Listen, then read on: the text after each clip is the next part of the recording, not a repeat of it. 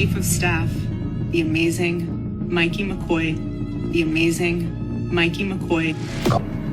I just remember it rang like 3 or 4 times.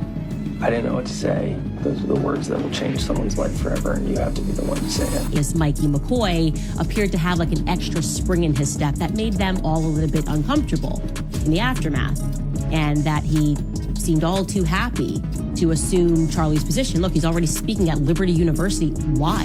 The Turning Point USA whistleblower finally broke their silence and revealed that the biggest secret wasn't about politics, donors, or even Charlie's issues with the group. It was about Mikey McCoy, Charlie's 23-year-old chief of staff, secretly having an affair with another male team member, and everyone went out of their way to keep it hidden before Charlie ever found out. Once you hear the full story, all the lying starts to make sense. From the outside, Mikey always seemed like Charlie's trusted protégé, the young assistant who was always by his side, following him everywhere like a Hello everyone, my name is Mikey McCoy. I had the unique honor, blessing, and privilege of a lifetime to not only call Charlie a precious friend, mentor, but to travel with him literally every shadow. But inside the group, people noticed early on that Mikey wasn't treated like a regular staffer. He got special meetings, special access, and extra protection.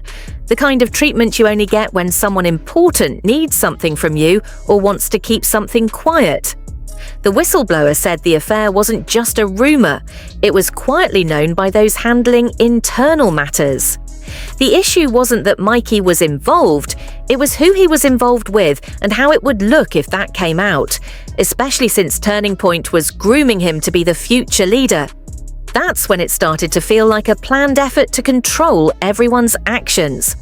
Once the leadership decided Mikey needed to look clean, perfect, and ready to take over, they protected him fiercely. And to do that, they had to control Charlie too. Here's where the timeline gets strange. The whistleblower said Charlie had been pulling away from the group for months. He was tired of being pushed around by donors, tired of others making decisions for him, and tired of being told who to bring on stage or cut loose. The thing that bothered leadership the most. Charlie was publicly and loudly talking about bringing Candace Owens back, even though many didn't want her anywhere near Turning Point again. That move, insiders say, caused more tension than anything else. But before we dive into those last 48 hours, we need to talk about the video that made millions stop and rewind 3 times. When Charlie was shot, everyone was shocked except Mikey. And instantly turning around and walking away slowly. And as soon as Charlie gets taken out, he turns, he's on the phone immediately, and he just walks off. He bails. You can see him right there. He's just taking off. There's Mikey McCoy bailing. According to Erica, he was calling her and letting her know that she needed. At first, Turning Point fans tried to brush it off, saying it wasn't what it seemed. But then Mikey's dad surprised everyone by changing the story and saying he was the one who called Mikey first. The problem? Erica completely shattered that excuse on live TV when she said Mikey called her just seconds after the shooting. That was the first crack. The executive producer of Charlie's show said Mikey didn't call, but Erica insisted he did. Then the whistleblower revealed that inside the office, no one could agree on which story to stick to. Mikey showed this too. He was already stumbling over his words. But here's the thing, what if Charlie found out Mikey's biggest secret? Maybe Mikey had to act fast to keep it hidden. Just look at Mikey's tribute to Charlie. According to the comments, Mikey didn't come across like a grieving friend. Remember, there have been rumors that Mikey is gay and had an affair with a male Turning Point member. Someone pointed out that about 317 weeks ago, Mikey McCoy was going by Michael McCoy and posted things like, "Love you, Queen." But let's not get too caught up in that. Around 240 weeks ago, he started using the name Mikey McCoy, and friends of his wife even wondered if it was a stage name. Another comment said the Turning Point crew all seem pretty feminine, joking, "I don't know what's in the water over there." Apparently, this is how many political groups work, right or left. They hire a call every pastor and pray. It's okay, son. He has wits about him. He was just directing. He had blood all over him and... Closeted guy, pay him well, and have control over him for life. They can make him do almost anything, legal or not.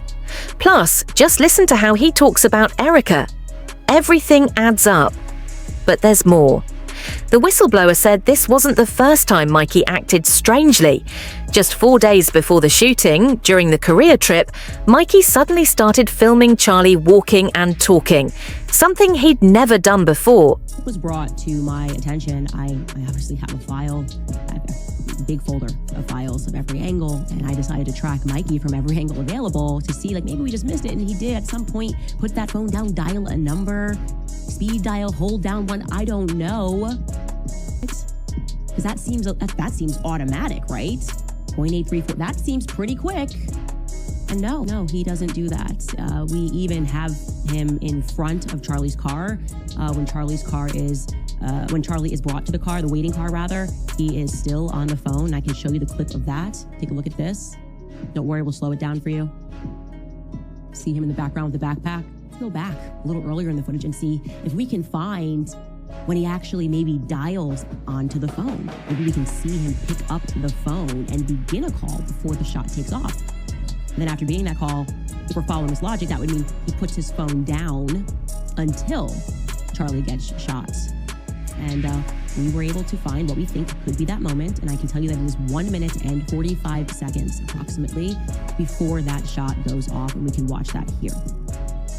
You see Mikey's on his phone here. And you're going to see he pulls it up and he starts to cover his ear again. Now, that could be unrelated. Again, we're taking a guess here. That's what made the most sense to us because we couldn't justify it in any other way. And I want to be clear, we're not here to make assumptions, okay? And we wouldn't have to make any assumptions if Turning Point USA told the truth. They could just be open and they could be honest about everything. Okay, I obviously went out to both Mikey McCoy and Andrew Colbert for a statement, asked those two questions. Hey, who were you on the phone with? What's going on here? No response. Weird. Because if that was me and I saw clips going viral and people were drawing conclusions from that clip. At first, people thought it was just a sweet moment between co-workers, but then they realized that video was one of the exact clips Turning Point shared right after Charlie died, alongside sentimental family footage Mikey's wife had recorded on their first vacation with the Kirks. That trip has become a big point of speculation because insiders say the McCoys were unusually focused on filming the Kirk family, especially Erica and Charlie together. But by itself, none of this proves much. What really raises eyebrows is what came out after the footage went viral, like how Erica's travel history matched 2 foreign planes flying over 70 times, an Egyptian yellow plane and a blue one from the same region. That's not just a coincidence, that's surveillance. And it wasn't Charlie being watched, it was Erica. Places she went alone, places she visited with Charlie. Out of nowhere, Mikey's YouTube page comes back to life. He's doing speeches, interviews, and posing for cute photo ops. But the more people watched, the less natural it felt. And at the center of this whole push was his dad, Rob McCoy, the guy insiders say has way more power and connections behind the scenes than he lets on. Mikey wasn't just an innocent kid caught in the middle, he was being set up for something. Maybe it was about power, maybe money, or maybe hiding secrets they didn't want Charlie to find out. No one knows the full story yet, but the whistleblower shared one line that stuck. If the affair ever comes out, every lie. Turning Point told after Charlie's death suddenly makes sense. The scariest part. How Turning Point reacts when the truth gets close, they just go silent. Like silence is safer than trying to keep their story straight. That's why people aren't letting this go. Something feels off. The leaks keep coming, and every new detail shows we're only scratching the surface of what really happened.